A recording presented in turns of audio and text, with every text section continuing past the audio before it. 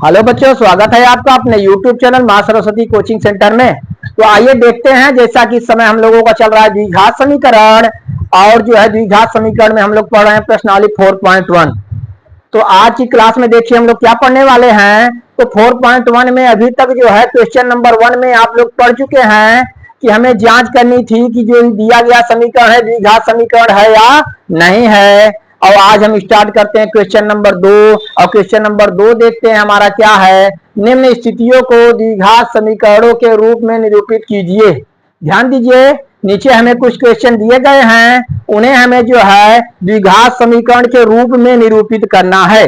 जैसे इसमें देख रहे हैं, पहला हमारा क्वेश्चन है, एक आयताकार भूखंड का क्षेत्रफल 528 मीटर स्क्वायर है। क्षेत्र की लंबाई चौड़ाई के दुगुने से एक अधिक है। हमें भूखंड की लंबाई और चौड़ाई ज्ञात करनी है। कोई आयताकार भूखंड हमें दिया हुआ है और इसमें बताया गया उसकी लंबाई उसकी चौड़ाई के दुगुने से 1 मीटर अधिक है और उस भूखंड का क्षेत्रफल 528 मीटर स्क्वायर है। तो हमें जो है भूखंड की लंबाई और चौड़ाई ज्ञात करने के लिए एक द्विघात समीकरण बनाना है।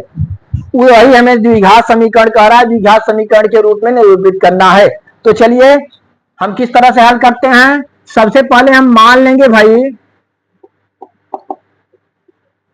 हम मानते हैं माना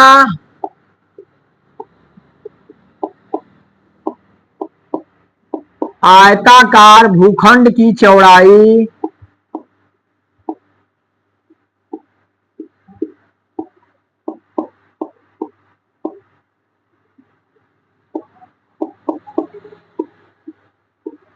यक्स है। भूखंड की चौड़ाई हम मान लिए यक्स है। जरा ध्यान देंगे तो क्षेत्र की लंबाई हमें दिया हुआ था उसकी चौड़ाई के 2 गुने से 1 मीटर अधिक। तो अगर हम चौड़ाई को यक्स माने हैं तो उसका 2 गुना 2 यक्स होगा। 2 यक्स में 1 जोड़ेंगे तो हमें लंबाई प्राप्त होगी। तो हम लिख सकते हैं, अतः आयताकार भूखंड की लंबाई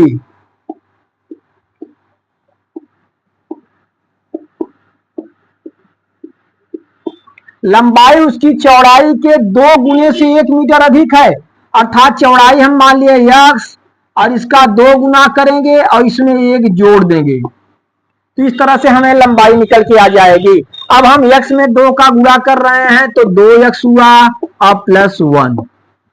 ठीक, तो लंबाई हमारी चौड़ाई यक्स हो गई और भूखंड की लंबाई कितना हो गई, 2 यक्स प्लस 1। अब जरा हम ध्यान देंगे, इतना मीटर हम मान लिए। अच्छा, अब हमसे कहा है भूखंड का क्षेत्रफल 528 मीटर स्क्वायर है। भूखंड का क्षेत्रफल, आयताकार भूखंड का क्षेत्रफल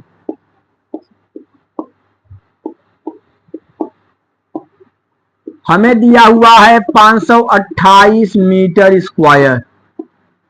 ठीक, अब जरा आप ध्यान दीजिए, क्योंकि जो है भूखंड आयताकार है तो आयत का क्षेत्रफल होता है लंबाई गुणे चौड़ाई। ठीक, यहां पे हम लिख सकते हैं लंबाई इंटू चौड़ाई इक्वल टू 528 मीटर स्क्वायर। अर्थात इन भूखंड की लंबाई और चौड़ाई का जो है गुणनफल 528 मीटर स्क्वायर के बराबर है। अब देखते हैं लंबाई इसकी कितनी है। लंबाई हम मान चुके हैं 2 एक्स प्लस 1 मीटर, तो लंबाई की जगह हम लिखेंगे 2 एक्स प्लस 1 गुणे चौड़ाई। चौड़ाई को हम क्या माने हैं, यक्स मान लिए हैं, गुणे यक्स बराबर 528।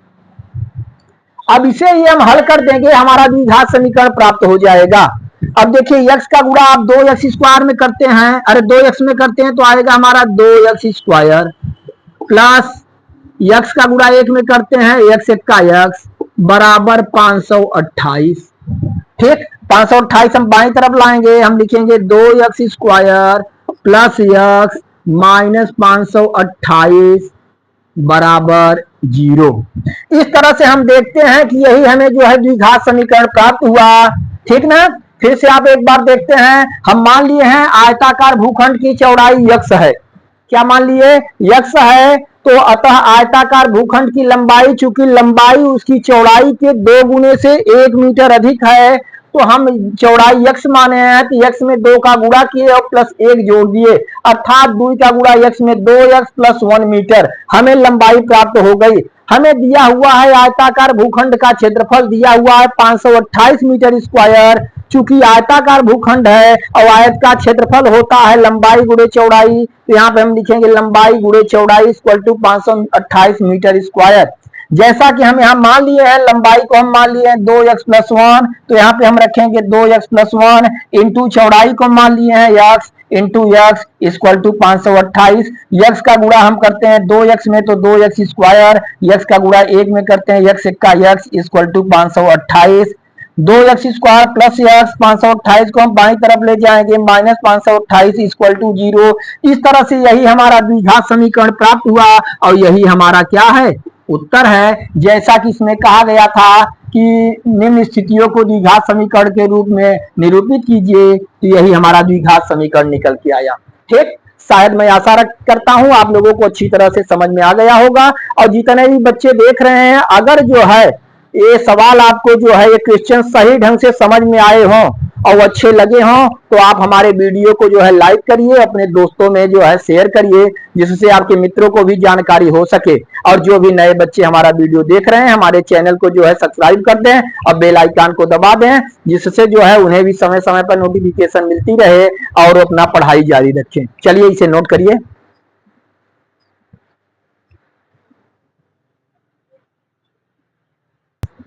आइए बच्चों देखते हैं अगला क्वेश्चन। हमारा दूसरा क्वेश्चन है, दो क्रमागत धन पूर्णांकों का गुणनफल 306 है, हमें पूर्णांकों को ज्ञात करना है। ध्यान देंगे, दो क्रमागत धन पूर्णांक है। क्रमागत मतलब पहला पूर्णांक और ठीक उसके आगे वाला पूर्णांक। ठीक, जैसे आप लेते हैं, अगर 3 ले रहे हैं तो 3 उसके आगे वाला 4, 10 ले रहे हैं तो उसके बाद आगे वाला 11, 20 ले रहे हैं तो उसके आगे वाला 21। दो क्रमागत धन पूर्णांक हैं और दोनों का गुणनफल क्या है, 306 है। हमें उन पूर्णांकों को ज्ञात करना है, उसके लिए हमें क्या बनाना है, एक द्विघात समीकरण बनाना है। चलिए तो सबसे पहले हम मान लेते हैं, हम क्या मानेंगे, हम मान लेते हैं, माना पहला धन पूर्णांक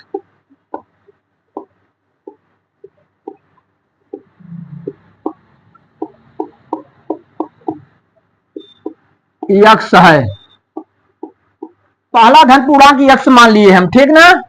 अब क्रमागत दूसरा धन पूर्णांक,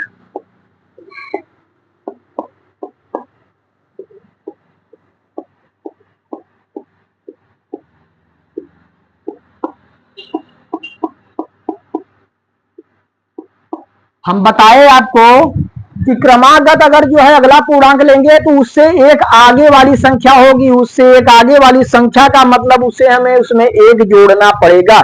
जैसे हम बताए 3 के आगे वाली 4, तो 3 में 1 जोड़ेंगे तब 4 प्राप्त होगा। उसी तरह से यदि हम जो है पहला धन पूर्णांक x मान लिए हैं, तो उसके आगे वाला जो है क्रम से उसके आगे वाला धन पूर्णांक उसमें एक हमें जोड़ने पर प्राप्त होता है। तो हम लिख सकते हैं क्रमागत दूसरा धन पूर्णांक क्या हो जाएगा, x प्लस 1। पहला धन पूर्णांक जब हम x ले लिए तो क्रमागत दूसरा धन पूर्णांक क्या हो गया हमारा, x प्लस 1। और हमें क्या दिया हुआ यहाँ पे दिया हुआ दो क्रमागत धन पूर्णांकों का गुणनफल 306 है, अर्थात पहला पूर्णांक इंटू दूसरा पूर्णांक इक्वल टू 306, ठीक ना। तो पहला पूर्णांक हमारा x है और दूसरा पूर्णांक x प्लस 1 है और दोनों का गुणनफल हमें दिया हुआ क्या, 306। ठीक, अब x का गुणा हम x में करेंगे, क्या हुआ, x स्क्वायर, अब प्लस x का गुणा 1 में करेंगे, x एक का x बराबर 306। 306 एक तरफ लाइए, x स्क्वायर अब प्लस x माइनस 306 बराबर क्या हो गया, 0। ठीक, इस तरह से हमें एक द्विघात समीकरण प्राप्त हुआ और इसकी सहायता से इसे हल करने पर जो है हम जो है पहला धन पूर्णांक और दूसरा धन पूर्णांक दोनों प्राप्त कर सकते हैं। एक बार फिर से आपसे आप लोग देखेंगे, हम जो है मान लिए सबसे पहले पहला धन पूर्णांक हमारा क्या है, यक्स है, और क्रमागत दूसरा धन पूर्णांक उसमें एक जोड़ने पर प्राप्त होगा, तो क्रमागत दूसरा धन पूर्णांक बराबर यक्स प्लस 1, और दोनों धन पूर्णांकों का गुणनफल 306 दिया हुआ है, अर्थात पहला धन पूर्णांक गुणे दूसरा धन पूर्णांक बराबर 306, यानी यक्स गुणे x plus 1 equal to 306। X का गुणा हम यक्स में करते हैं तो यक्स स्क्वायर हमें प्राप्त होता है, और यक्स का गुणा एक में करें तो यक्स एक का यक्स प्राप्त होगा इक्वल टू 306। फिर यहाँ पे हम लिखेंगे यक्स स्क्वायर प्लस यक्स, 306 को इधर करेंगे, यहाँ प्लस के रूप में है, इधर माइनस हो जाएगा, बराबर 306। यही हमें द्विघात समीकरण प्राप्त हुआ, यही हमारा क्या हुआ, आंसर हुआ। ठीक, चलिए इसे नोट करिए आप लोग।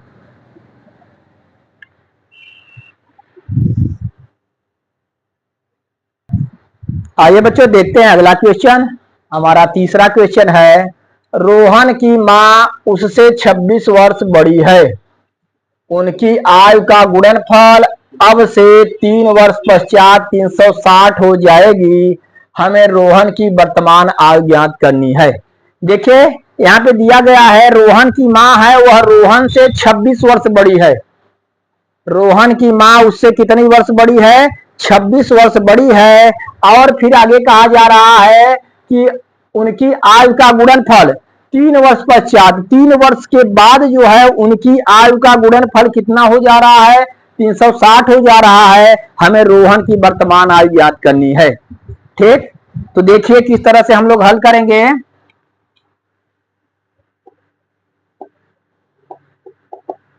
हम मान लेते हैं, माना रोहन की वर्तमान आयु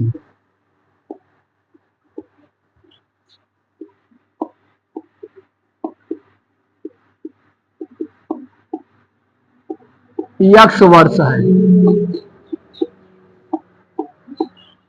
हम मान लिए रोहन की वर्तमान आयु क्या मान लिए, यक्स वर्ष, और मां उसकी जो है उससे 26 वर्ष बड़ी है, तब मां की वर्तमान आयु क्या होगी, मां इससे 26 वर्ष बड़ी है, अर्थात इसकी रोहन की आयु में हम 26 जोड़ दें तो मां की वर्तमान आयु हमें प्राप्त हो जाएगी। तो हम लिखेंगे अतः मां की वर्तमान आयु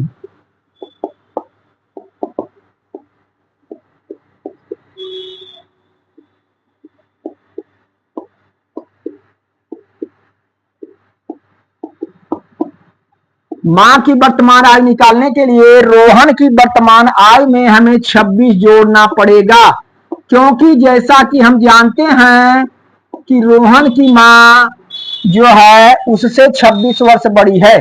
जब रोहन की मां उससे 26 वर्ष बड़ी है तो हम उसकी मां की वर्तमान आयु ज्ञात करेंगे यक्स प्लस 26 वर्ष। ठीक, क्योंकि रोहन की वर्तमान आयु को हम यक्स मान चुके हैं। ठीक, अब क्या कहा गया, हमें अगला शर्त है उनकी आयु का गुणनफल अब से 3 वर्ष पश्चात 360 हो जाएगी। अब से 3 वर्ष पश्चात, तो हम देखेंगे 3 वर्ष पश्चात,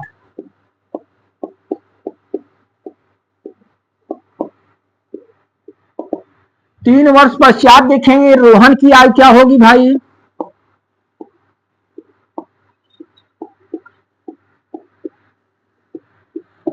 तीन वर्ष पश्चात यानी बाद, तो 3 वर्ष बाद रोहन अब से 3 वर्ष बड़ा हो जाएगा, अर्थात रोहन की वर्तमान आयु यक्स है तो वह यक्स प्लस 3 वर्ष का हो जाएगा। ठीक, आगे देखिए, अब 3 वर्ष पश्चात मां भी बड़ी होगी भाई, अतः मां की आयु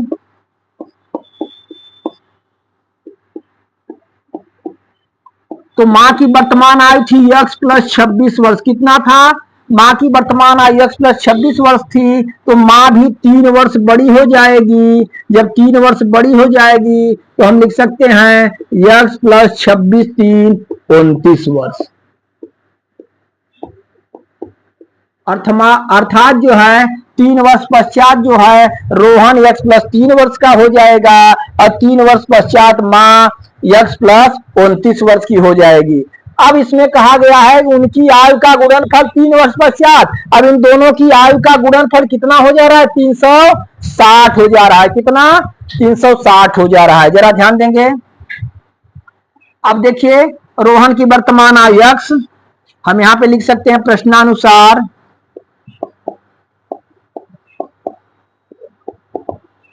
रोहन की वर्तमान आयु यक्स, अरे 3 वर्ष पश्चात यक्स प्लस 3, और माँ की आयु कितनी हो गई यक्स प्लस 29 इक्वल टू हम करेंगे कितने के 360 के, क्योंकि हमें क्वेश्चन में दिया गया है कि दोनों की आयु का गुणनफल कितना है 360 है। ठीक, चलिए अब इसका हम गुणनफल निकालते हैं। यक्स का गुणा यक्स में हम करते हैं तो हमें प्राप्त होता है यक्स स्क्वायर। ठीक, फिर यक्स का गुणा 29 में करते हैं तो यक्स का गुणा 29 में करेंगे तो 29 यक्स, यक्स का गुणा दोनों में हो गया। अब हम क्या करेंगे, 3 का गुणा होगा हमारा, 3 का गुणा यक्स में होगा 3 यक्स, और 3 का गुणा 29 में करिए, 3 नवा 27 की 7, हासिल लगा 2, 3 दूना 6 2 8, 87 बराबर 360। ठीक, अब 360 को हम इधर कर देंगे तो हम यहां लिखते हैं यक्स स्क्वायर प्लस 29 यक्स और 3 यक्स जोड़ेंगे दोनों कितना हो जाएगा 32 यक्स प्लस 87। ठीक ना, अब 360 को इधर करेंगे माइनस 360 बराबर क्या प्राप्त हुआ 0 यहां मिला। आगे हम देखते हैं, दिख रहा है नीचे। चलिए आगे हम देखते हैं यक्स स्क्वायर प्लस 32 यक्स। अब देखिए 87 में 360 घटाना होगा तो आप 360 में से घटा करके माइनस में रखेंगे, 360 में से हम 87 घटाएंगे, यहाँ पे 10 में से 7 गए 3, ठीक ना, यहाँ बचा 5 एक, ठीक ना, 5 बचा, फिर एक उठा लिया 15, 15 में से 8 गए 7, यहाँ बचा 2। ठीक, तो माइनस में चूंकि 87 में से 360 घटा रहे हैं तो माइनस में आएगा x square plus 32 x minus 273 equal to 0। इस तरह से हमें यह द्विघात समीकरण प्राप्त हुआ बच्चों, यही हमारा आंसर हुआ। इसकी सहायता से अगर हम चाहें तो रोहन की वर्तमान आयु ज्ञात कर सकते हैं और उसकी मां की भी आयु ज्ञात कर सकते हैं। तो इस तरह से हम यक्ष मान करके जो है रोहन की वर्तमान आयु यक्ष मान करके एक द्विघात समीकरण तैयार किए, और इसकी सहायता से अगर हम चाहेंगे तो रोहन की वर्तमान आयु उसकी मां की वर्तमान आयु आराम से जो है आसानी से निकाल सकते हैं इस द्विघात समीकरण को हल करके। ठीक है ना, चलिए तो इसे आप लोग जो है नोट करिए, फिर अगला क्वेश्चन हम बता रहे हैं। चलिए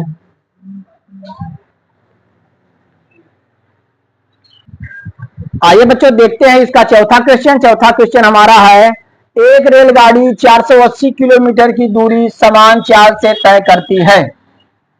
यदि इसकी चाल 8 किलोमीटर प्रति घंटा कम होती है तो वह उसी दूरी को तय करने में 3 घंटे अधिक लेती है।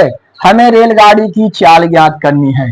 ध्यान देंगे, कोई रेलगाड़ी है और उसे कितना चलना है 480 किलोमीटर, और 480 किलोमीटर की दूरी वह एक समान चाल से जा रही है। उसकी चाल हमें दी नहीं गई है, किसी जो है चाल से वह तय करती है। फिर आगे कहा गया है कि यदि जो है यदि इसकी चाल 8 किलोमीटर प्रति घंटा कम कर दी जाए, रेलगाड़ी की चाल 8 किलोमीटर प्रति घंटा कम कर दिया जाए तो उसी दूरी को तय करने में वह 3 घंटे अधिक लेती है। और निश्चित है भाई, जब आप अपनी चाल को कम करेंगे तो आप जो है किसी भी दूरी को जो तय कर रहे हैं तो उसे जो है तय करने में ज्यादा समय लगेगा। इसका मतलब आप स्लो चलेंगे, थोड़ा पहले से धीरे चलेंगे तो आपको समय ज्यादा लगेगा। उसी तरह से रेलगाड़ी जो है किसी निश्चित चाल से जा रही थी, जब वह अपनी चाल 8 किलोमीटर प्रति घंटा जो है और कम कर दी, अर्थात कुछ स्लो हो गई, तो उसी दूरी को तय करने में उसे 3 घंटे और लग रहे हैं, अधिक समय लग रहे हैं। तो हमें रेलगाड़ी की चाल ज्ञात करने के लिए एक द्विघात समीकरण बनाना है। तो देखिए हम किस तरह से बनाते हैं। सबसे पहले हम क्या करेंगे भाई, सबसे पहले हम रेलगाड़ी की चाल मान लेंगे, ठीक ना। तो हम मान लिए, माना रेलगाड़ी की सामान्य चाल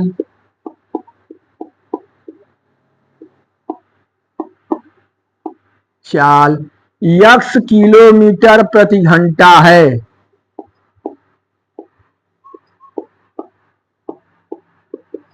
रेलगाड़ी की सामान्य चाल हम मान लिए कितना यक्स किलोमीटर प्रति घंटा, और रेलगाड़ी कितनी दूरी तय करती है 480 किलोमीटर, ठीक ना। हम यहां पे लिखेंगे रेलगाड़ी द्वारा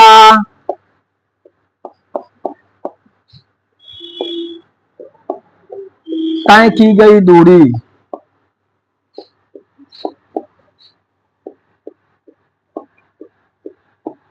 बराबर 480 किलोमीटर। ठीक, रेलगाड़ी की सामान्य चाल को हम मान लिए x किलोमीटर प्रति घंटा और रेलगाड़ी जो है 480 किलोमीटर दूरी जो है तय कर रही है। अब हम ध्यान देंगे 480 किलोमीटर जाने में रेलगाड़ी को कितना समय लग रहा है। ठीक, तो यहां पर हम लिखेंगे 480 किलोमीटर जाने में रेलगाड़ी को लगा समय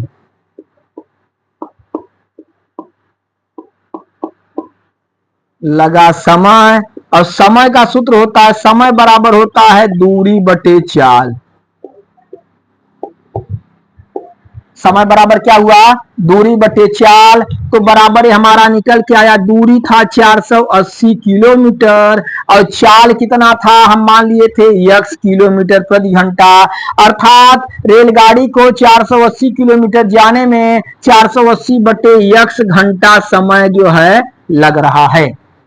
हम इस तरह से निकाल लिए। उसकी सामान्य चाल को हम मान लिए x किलोमीटर प्रति घंटा, रेलगाड़ी द्वारा चली गई दूरी दिया हुआ है 480 किलोमीटर और हम निकाले 480 किलोमीटर जाने में रेलगाड़ी को लगा समय बराबर दूरी बटे चाल बराबर 480 बटे x घंटा।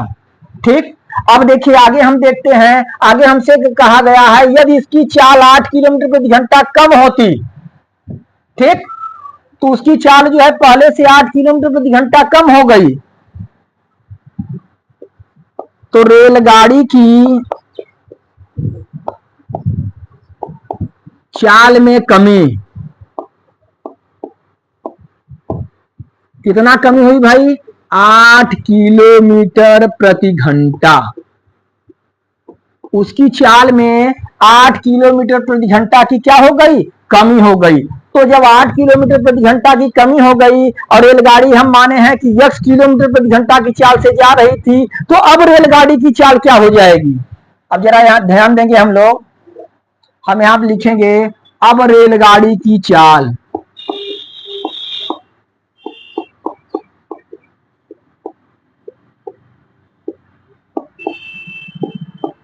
तो हम x माने हैं और 8 किलोमीटर प्रति घंटा की कमी आ गई उसकी चाल में, तो 8 किलोमीटर प्रति घंटा उसमें से हम घटा देंगे तो हम लिखेंगे x माइनस 8 किलोमीटर प्रति घंटा। ठीक, अब जो है रेलगाड़ी की चाल हो गई x माइनस 8 किलोमीटर प्रति घंटा। और देखिए अब वह कितनी दूरी चलेगी, यहाँ पे देखिए, तो वह उसी दूरी को तय करने में 3 घंटे अधिक लेती है।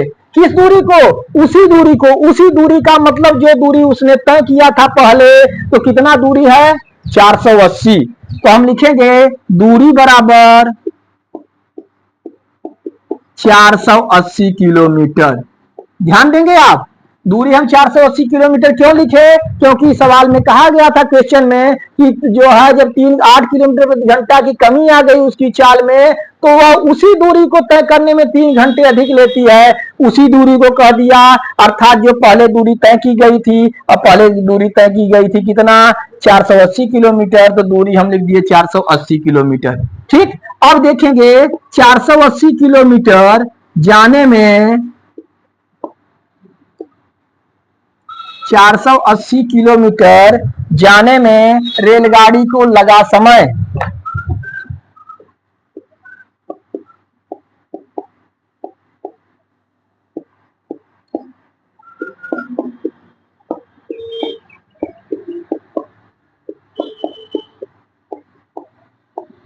लगा समय, समय बराबर वही होता है दूरी बटे चाल, और दूरी कितना है 480 किलोमीटर, लेकिन चाल जो है x माइनस 8। तो अब जो है रेलगाड़ी को इतना घंटा समय लग रहा है। जरा ध्यान देंगे, पहले रेलगाड़ी जो है 480 बटे x घंटे में जाती थी, लेकिन अब रेलगाड़ी 480 बटे x माइनस 8 घंटे में जा रही है। ठीक, लेकिन फिर हमसे इसमें कहा गया तो वह 3 घंटे अधिक समय लेती है। 3 घंटे अधिक का मतलब जो पहले लिया गया समय था और जो अब लिया गया समय है, अब वाला समय जो है पहले से 3 घंटे क्या है, अधिक है। ठीक, चलिए, तो आप लोग इसे नोट करिए, तो फिर आगे हम बता रहे हैं। चलिए नोट करिए फटाफट।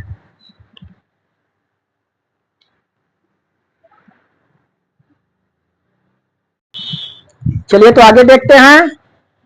तो रेलगाड़ी को जो है पहले लगता था 480 बटे x घंटे, और अब जो है लग रहा है समय 480 बटे x माइनस 8 घंटे। अब आप ध्यान देंगे, इसमें कहा गया है कि अब जो समय लग रहा है वह पहले समय से 3 घंटे अधिक लग रहा है, अर्थात इस समय जो है 3 घंटे अधिक है। अगर इसमें से हम 3 को घटा देते हैं तो दोनों क्या हो जाएंगे, बराबर हो जाएंगे। ठीक, तो बराबर कर लिए। अब क्या करेंगे, इसी को हम हल कर देंगे, हमारा द्विघात समीकरण प्राप्त हो जाएगा। अब आप करिए, इसे जो है बाईं तरफ करिए, तो हम लिखते हैं 480 बटे x माइनस 480 बटे x माइनस 8 बराबर -3। इसे घटाने के लिए इन दोनों का हम लेंगे एलसीएम। एलसीएम हमारा होगा x और इंटू x माइनस 8। अब जरा ध्यान देंगे, x से कैंसिल हुआ तो x माइनस 8 का जो है गुणा 480 में होगा। यहां हम लिखते हैं 480, यहाँ पे x माइनस 8 माइनस, आगे देखते हैं x माइनस 8 से कैंसिल करिए तो x का गुणा 480 में होगा, तो यहाँ होगा 480x बराबर -3। अब देखिए, फिर ब्रैकेट हम तोड़ेंगे, 480 के गुणा x में होगा तो हम लिखेंगे 480x माइनस 480 का गुणा 8 में करेंगे हम। 8 का गुणा करिए, 8 शून्य 0 और 8 अट्ठा 64 की 4, हासिल कितना लगा, 6 लगा। और 8 चौक 32, 32 6 क्या हो गया, 38। फिर से देख लीजिए, 8 शून्य 0 और 8 अट्ठा 64 की 4, हासिल लगा 6, 8 चौक 32, 32 6 38, यानी 480x माइनस 3840। फिर आगे है माइनस 480x बटे, यहां पे देखिए x का गुणा x में आप करेंगे x स्क्वायर माइनस x का गुणा 8 में करेंगे 8x बराबर, यहां पे क्या आया, -3। ठीक, अब इधर देखते हैं 480x प्लस में है, यहाँ 480x क्या है, माइनस में है। दोनों को हम क्या करेंगे, काट देंगे, दोनों कट गया। चलिए आगे हम देखते हैं, इधर हम इरेज करते हैं।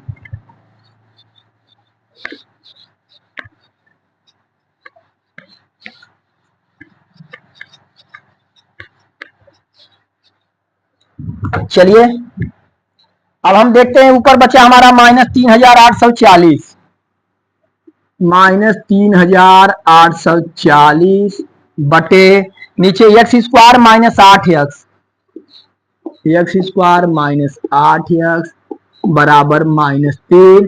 हम बटे 1 कर देंगे और हम अब 13 गुणा करेंगे, अर्थात -3 का गुणा इसमें होगा, -3 का गुणा होगा x स्क्वायर माइनस 8x में बराबर, यहाँ पे इसका गुणा 1 में करेंगे तो सेम वही 3840। ठीक, आगे देखिए, हम यहाँ पे लिखते हैं x स्क्वायर माइनस 8x बराबर -3840 और -3 यहाँ बटे के रूप में कर देंगे -3।